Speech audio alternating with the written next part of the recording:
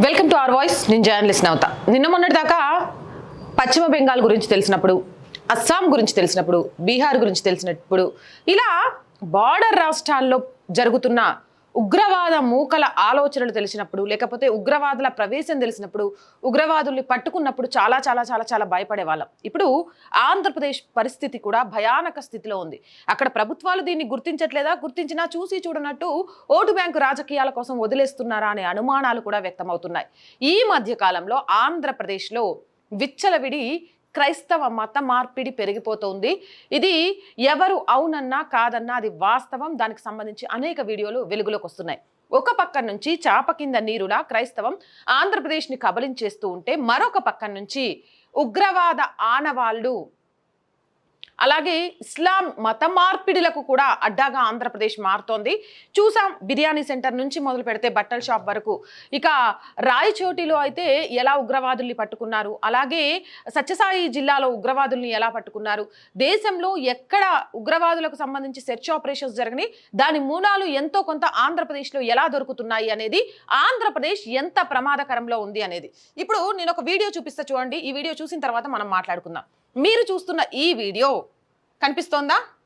ఇవి దేని జెండాలో? మీ అందరికీ చాలా క్లియర్ కట్గా తెలిసే ఉంటుంది కదా, పాలస్తీనా జెండాలు.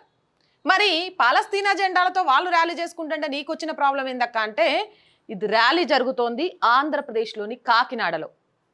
ఆంధ్రప్రదేశ్ కాకినాడకు పాలస్తీనాకు సంబంధం ఏంది? పాలస్తీనా జెండల్ని మళ్ళీ వీళ్ళు పవిత్రంగా జరుపుకునే మిలాద్ ఉన్ నబీ ఊరేగింపులో వాడాల్సిన అవసరం ఏంటి? పాలస్తీనా నీ దేశమా?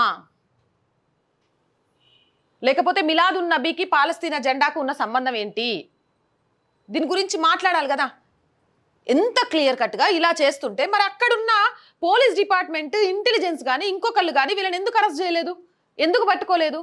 ఈరోజు నిజంగా ఆ ప్రమాదంలో ఆంధ్రప్రదేశ్ ఉందా లేదా?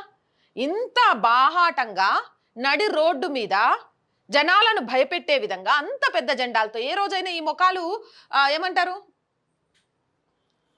ఏ రోజైనా ఈ మొఖాలు ఎప్పుడైనా భారతదేశాన్ని జెండాని ఇలా తీసుకెళ్ళాయా? ఇలా మోసుకెళ్ళి వందే మాతరం అన్నారా? వందే మాతరం అనండి అని అంటే మేమెవ్వరికి వందే అని సెల్యూట్ చేయ, మేము వందే మాతరం అనం. వందే మాతరం అనే పదాన్ని తీసేయాలంటే సుడో సెక్యులర్గా ఆలోచించే కాంగ్రెస్ పార్టీ వందే మాతరం అనుకున్నా పర్లేదు అని పీకేసింది. కానీ మరి పాలస్తీనా జెండాలను ఏమనిపించదా? వందే మాతరం కంటే కూడా ఆంధ్రప్రదేశ్లో ఈరోజు ఈ ఊరేగింపు చేసేటోళ్లకు పాలస్తీనా ఎక్కువైపోయిందా?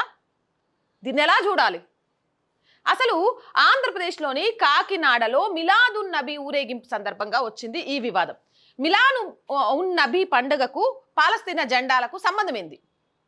ఊరేగింపులో పాల్గొన్న వారు పాలస్తీనా జెండాలను ఎందుకు ఎగరేశారు? దీంతో జాతీయవాదులు తీవ్రంగా ఆక్షేపించారు. జాతీయవాదులు కాదు, భారతీయులంతా ఆక్షేపించాలి. కాకినాడలో జగన్నాథపురం నుంచి ప్రారంభమైన భానుగుడి సర్కిల్ వరకు ఈ ర్యాలీ జరిగింది. ఈ ర్యాలీలో వందలాది మంది ముస్లింలు పాల్గొన్నారు. అయితే ఈ ర్యాలీలో పాల్గొన్న ముస్లింలు భానుగడి జంక్షన్లో పాలస్తీనా జెండాలను ఊరేగింపుపై స్థానికులు తీవ్ర ఆగ్రహం వ్యక్తం చేస్తున్నారు. జాతీయ ప్రయోజనాలకై అవమానకరమని మండిపడుతున్నారు. అయితే కేవలం పాలస్తీనా జెండాలే కాకుండా వివిధ రకాల చిహ్నాలను, ఇస్లామిక్ బ్యానర్లను కూడా రెపరెపలాడించారు. మనం నిజంగా కూడా ఒక పండుగ లేకపోతే ఒక సందర్భం వస్తే పూజించాలి అంటే ఆ సందర్భానికి అనుగుణంగా మనం చేసే దేవుళ్లకు పూజ చేయాలి.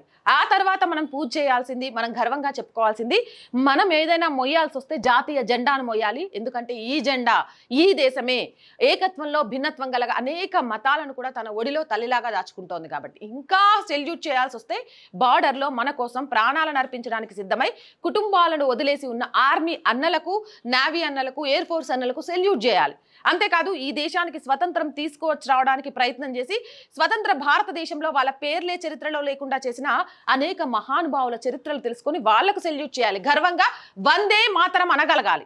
కానీ ఇదెక్కడి పైశాచికం చూడండి. కొంచెం కూడా సిగ్గు, బాధ, భయం, మమ్మల్ని ఎవడేమన్నా అంటాడు ఏది లేదు. ఎవడ్రా భయ మమ్మల్ని అనేది? ఏమన్నా అంటే మైనారిటీల మీద దాష్టికం, మైనారిటీల మీద ఆంధ్రప్రదేశ్లో జరుగుతున్న జులుం అని అందరూ బయటకు వస్తారు. వీళ్ళ బూట్లు నాటకడానికి సిద్ధమైపోయిన కొన్ని రాజకీయ పార్టీలు వీళ్ళు వెనక తిరుగుతాయని ఒక ధైర్యంతో ఈరోజు భారతదేశంలో పాలస్తీనా జెండాలను పట్టుకొని ఆంధ్రప్రదేశ్లో ఇంత విచ్చలవిడిగా ర్యాలీ చేయగలుగుతున్నారు. మరి వీళ్ళ మీద కేసులు నమోదైనయా లేదా? ఎంతమందిని అరెస్ట్ చేశారు? అసలు వీళ్ళకు పాలస్తీనా జెండాలకున్న ఏమంటారు ప్రేమ ఏంటి? నిజంగా వీళ్ళకి పాలస్తీనా మీద అంత ప్రేమ ఉందనుకో, ఎక్కడో విన్న పాలస్తీనాకు సంబంధించి వీళ్ళదేదో ఉంది అని నాకు తెలియదు. ఒకవేళ అక్కడికి వెళ్ళి బ్రతికేయండి, అది మీ దేశమే కదా, అక్కడ ఉంది ఎంత ముస్లింలే కదా, ఇలా జెండాలు పట్టుకొని ఏం కర్మ? అక్కడికి వెళ్ళండి, అక్కడ బతకండి, ఎవడొద్దన్నాడు? ఈ దేశంలో ఉంటూ ఆ జెండాలను పట్టుకుంటేనే కదా మేము ఆక్షేపించేది. ఈ దేశం మీద లేని ప్రేమ, ఈ దేశంలో జరుగుతున్న అనేక సంఘటనల మీద ఎంతమంది ఇక్కడున్న వీళ్ళలో అందరిని అడుగుతున్నా, ఎంతమంది పహల్గామ్లో ఉగ్రదాడి జరిగినప్పుడు ఉగ్రవాదులకు వ్యతిరేకంగా భారతదేశ జెండా పట్టుకొని ఇలాంటి ర్యాలీలు చేసిండ్రు? ఎంతమంది చేశారు? అంటే తినడానికి ఈ దేశం కావాలి, మీరు బ్రతకడానికి ఈ దేశం కావాలి, మైనారిటీ నిధులు పొందడానికి ఈ దేశం కావాలి, మీరు హజ్ యాత్రలకు చేయడానికి ఆంధ్రప్రదేశ్ ప్రభుత్వం నుంచి నిధులు కావాలి, మీ ఏమంటారు కార్యకలాపాలన్నిటికీ ఆంధ్రప్రదేశ్లో నుంచి నిధులు కావాలి, మీ ఇమాంలకు జీతాలు ఆంధ్రప్రదేశ్ ప్రభుత్వం ఇవ్వాలి. కానీ మీరు మోసేది పాలస్తీనా జెండాలా? మీ పండగలకు మీకు కనిపించేది పాలస్తీనావి, అవేవో అర్థం పర్థం లేని జెండాలా? ఎంతవరకు ఇది సమంజసం? ఎంతవరకు న్యాయం? ఇలాంటి అన్యాయాలను ఈరోజు అక్కడ నిద్రపోయిందా కాంగ్రెస్ పార్టీ? షర్మిల ఏడమైంది? ఆడ నిద్రపోయిందా? ఏమంటారు షర్మిల అన్న, ఆయన పేరే మర్చిపోయిన పాపం, జగన్మోహన్ రెడ్డి అన్న, నిన్ను మొత్తానికే మర్చిపోయినాం. వైఎస్ఆర్సీపీ పార్టీ ఏడబోయింది? జనసేన పవన్ కళ్యాణ్ అన్న, ఏంది ఇది? సనాతన ధర్మ బోర్డు అన్నావు, సనాతన ధర్మ బోర్డు పక్కన పెట్టు. నీ రాష్ట్రంలో విచ్చలవిడిగా ఇక్కడ కనిపిస్తోంది. పాలస్తీనా ప్రేమికులు, ఉగ్రవాదులు, మతోన్మాదులు పెరిగి రెచ్చిపోతున్నారు. ఎక్కడ యాక్షన్? ఇక చంద్రబాబు నాయుడు గారికి వీళ్ళ హజ్ యాత్రలకు డబ్బులు కేటాయించడం, లేకపోతే వీళ్ళ కట్టుకోవడానికి కార్ఖానాలో వాటిని ఏమంటారు అవి కట్టుకోవడానికి డబ్బులు ఇవ్వడం, ఇమాముల కోసం నిధులు కేటాయించడం, పాస్టర్ల కోసం నిధులు కేటాయించడంతోనే సరిపోతుంది. కేటాయించండి, మైనారిటీల కోసం పాపం చేయాలి, లేకపోతే ఓట్లు పడవు. కానీ వాళ్ళు తప్పు చేసినా చూస్తూ ఊరుకుందామా? నేను ఎక్కడ ఒడిస్సా ఎలక్షన్సా బీహార్ ఎలక్షన్స్లో ఒక పబ్లిక్ బైట్ చూసిన.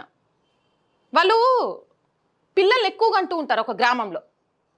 ఎందుకు రాబాయి ఇట్లా పిల్లలు ఎక్కువ మందిని కంటారు, ఎట్లా వాళ్ళకు పోషణ గినక ఎట్లా, అది తప్పు కదా అంటే, కంటం బరాబర్.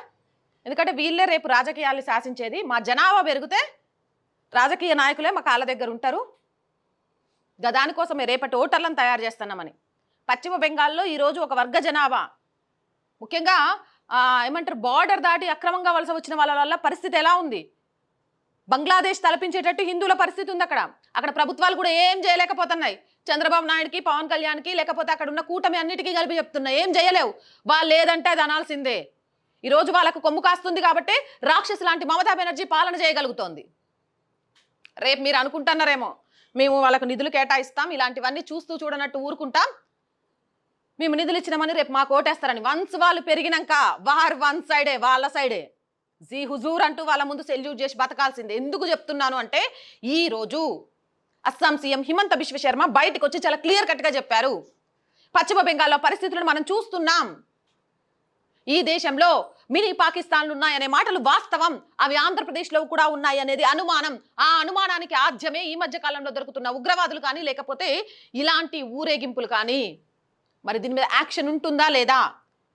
జాతీయవాద ఆలోచనలు ఉన్నవాడే కాదు, ప్రతి భారతీయుడు కూడా బయటికి రావాలి, దీని మీద ప్రశ్నించాలి, వీళ్ళ మీద కేసులు అవ్వాలి. నువ్వున్న దేశాన్ని ప్రేమించు. నీ దేశం మీద లేని ప్రేమ పరాయి దేశం మీద, పరాయి జెండా మీద చూపిస్తున్నావంటే నువ్వు ఖచ్చితంగా ఏదో ఒక రోజు ఈ దేశానికి ద్రోహిగానే మారతావు. అవునంటారా కాదంటారా? దీని మీద యుద్ధం చేయాల్సిన అవసరం ఉందంటారా లేదంటారా? మీ అభిప్రాయం ఏంటి? దీనికి అక్కడ గవర్నమెంట్లు ఏమని సమాధానం చెప్తాయనుకుంటున్నారు? వీళ్ళ మీద కేసులు నమోదు అవుతాయనుకుంటున్నారా లేదా? కామెంట్ సెక్షన్లో పెట్టేయండి. మోర్ వీడియోస్ కోసం ఆర్ వాయిస్ పొలిటికల్ రెండు మన ఛానల్స్ అండి. So please subscribe our channels. మీరు చేసే సబ్స్క్రిప్షనే మన ఛానల్స్కి కొండంత బలాన్ని ఇస్తాయి. అలాగే ప్రతి వీడియోని లైక్ చేయండి, షేర్ చేయండి, దాని ద్వారా వీడియోస్ వైరల్గా మారతాయి. కొంతకాలం ఆర్ వాయిస్ని ఆర్థికంగా ముందుండి నడిపించాల్సిన బాధ్యత మీదే. ఆర్థికంగా సపోర్ట్ చేయాలి అంటే సబ్స్క్రిప్షన్ పక్కనే జాయిన్ అనే బటన్ ఉంటుంది. 1 to 5 లెవెల్స్ ఉంటాయి, ఏదో ఒక లెవెల్లో సపోర్ట్ చేయండి. లేదా స్క్రీన్ మీద గూగుల్ పే, ఫోన్పేతో పాటు అకౌంట్ డీటెయిల్స్ ఉన్నాయి, మీకు తోచిన సహాయాన్ని అందించవచ్చు. వ్యాపార ప్రకటనల కోసం 8328500576 నెంబర్కి సంప్రదించండి. మా ఛానల్ వ్యూవర్షిప్ 48 అవర్స్లో యావరేజ్గా 25 lakhs ఉంటుందండి. పర్ మంత్ మొత్తం కలిపి చెప్తున్నాను నేను. అంతకైతే అయితే తగ్గదు. సో మీరు ఇచ్చే యాడ్స్ వల్ల ఖచ్చితంగా మీరు మార్కెటింగ్ ప్రమోట్ అవుతుంది, ఆర్థికంగా ఆర్ వాయిస్ సస్టైన్ అవ్వడానికి కూడా కారణమవుతుంది. కాబట్టి యాడ్స్ ద్వారా కూడా ఆర్ వాయిస్కి సపోర్ట్ చేయండి, చేస్తారు అని ఆశిస్తున్నాం. జై హింద్, జై భారత్.